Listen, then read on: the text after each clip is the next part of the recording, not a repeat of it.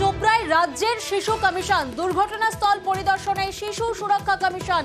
আমরা জানি চোপড়ায় 4 শিশুর মর্মান্তিক মৃত্যু হয়, আর আজ রাজ্যের শিশু সুরক্ষা কমিশন। চঞ্চল এই মুহূর্তে আমাদের সঙ্গে রয়েছেন। চঞ্চল, আজই রাজ্যের শিশু সুরক্ষা কমিশন ঘটনাস্থলে পৌঁছন এবং কথা বলেন মৃত শিশুদের পরিবারের সঙ্গে, যে কি ওভিযোগ সামনে উঠে আসছে। তোমাকে জানা যাচ্ছি যে সন্ধ্যা 7টা নাগাদ রাজ্য শিশু কমিশনের 5 জনের এক প্রতিনিধি দল তারা যে ঘটনায় শিশু যে নিহত পরিবার রয়েছে সেই নিহত পরিবারের সাথে কথা বলা, শিশু সুরক্ষা কমিশনের যে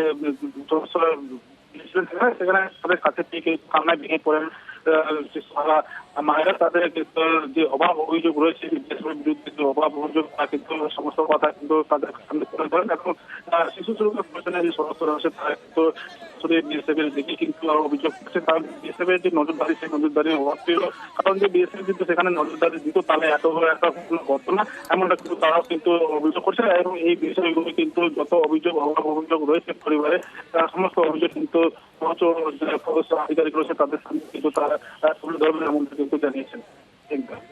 বেশ, এখানে একটা উদ্ধত্তের প্রকাশ আছে এবং অবশ্যই একটা নেগলিজেন্স তো রয়েছে।